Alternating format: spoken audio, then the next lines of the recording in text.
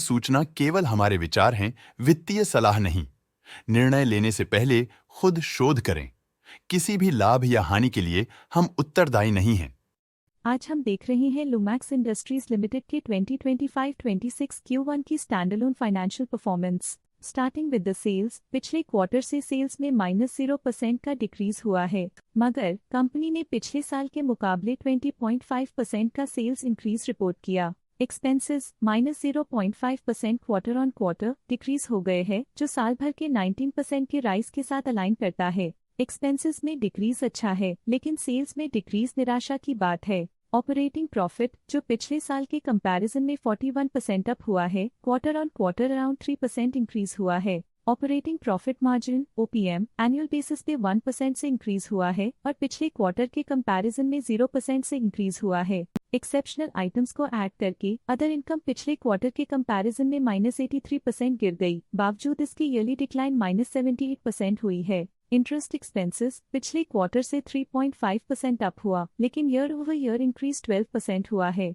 Depreciation cost में quarterly -5% का decline देखने को मिला और ईयरली बेसिस पे 20% का इंक्रीज देखा गया। प्रॉफिट बिफोर टैक्स एनुअली 25% बढ़ा, लेकिन प्रोसीडिंग क्वार्टर से -22% डिक्रीज हुआ है। इस साल कंपनी ने 26.5% टैक्स पे किया और क्वार्टरली कंपनी ने 25% टैक्स पे किया है। नेट प्रॉफिट ने ईयर ऑन ईयर 27.5% का इंक्रीज दिखाया, लेकिन लास्ट क्वार्टर से -30% का कंट्रैक्शन हुआ है। इस क्वार्टर के दौरान कंपनी का परफॉर्मेंस इतना अच्छा नहीं रहा।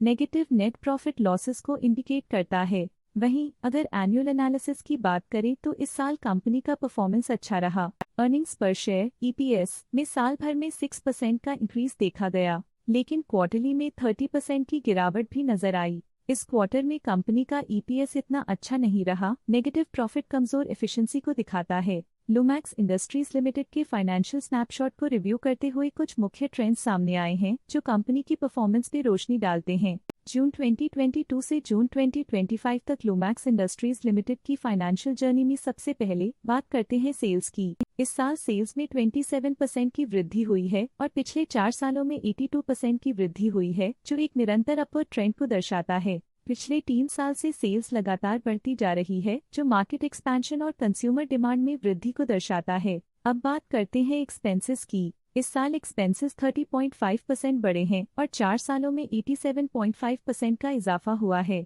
इस साल हालांकि एक्सपेंसेस सेल्स से थोड़ा ज्यादा बढ़े हैं, मगर ग्रोथ रेट्स का करीब होना स्टेडी ऑपरेशनल कॉस्ट को दर्शाता है। इस साल ऑपरेटिंग प्रॉफिट -9.5% कम हुआ, लेकिन पिछले 4 सालों में 23% का इजाफा हुआ है। इस साल ऑपरेटिंग प्रॉफिट में कमी आई है, लेकिन पिछले 2 साल की वृद्धि रेजिलियंस को दर्शाता है, जो एक अस्थायी मार्केट को संकेत करता है। नेट प्रॉफिट का सफर ऊपर की ओर चल पड़ा है। इस साल 6% की चढ़ाई के साथ पिछले 4 सालों में 62% की शानदार वृद्धि हुई है। पिछले 3 साल से नेट प्रॉफिट लगातार बढ़ रहा है, जो फाइनेंशियल हेल्थ को मजबूती देते हुए इन्वेस्टर्स का ध्यान आकर्षित करता है। इस साल EPS में -33.5% की कमी के बावजूद लंबी अवधि में देखा जाए तो 1% की मजबूत वृद्धि हुई है। इस साल EPS में कमी आने के बावजूद पिछले सालों की ग्रोथ कंपनी की मजबूत ओवरऑल परफॉर्मेंस को अंडरलाइन करती है। चलिए अब बात करते हैं शेयर होल्डिंग पैटर्न की। लुमैक्स इंडस्ट्रीज की शेयर होल्डिंग रिपोर्ट्स कुछ इस प्रकार की हैं, जो अननोन 2025 के तक चलता है।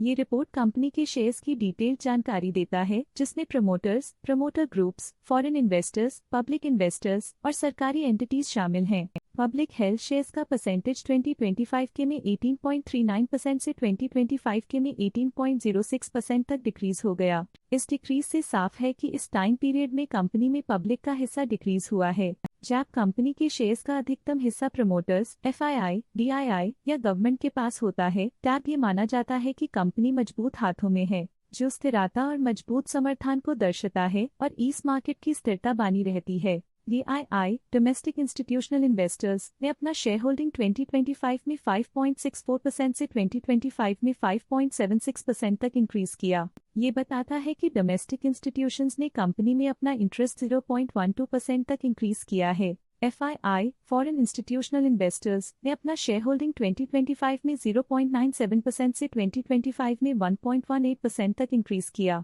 ये बताता है कि फॉरेन इंस्टीट्यूशंस ने कंपनी में अपना इंटरेस्ट 0.21% तक इंक्रीज किया है। ये था कंपनी का करंट शेयर होल्डिंग पैटर्न। आज के लिए फाइनेंशियल सेक्टर में इतना ही। देखने के लिए धन्यवाद। स्टॉक लेटेस्ट न्यूज अपडेट के लिए चैनल को सब्सक्राइब करें और वीडियो को लाइक एंड शेयर करें।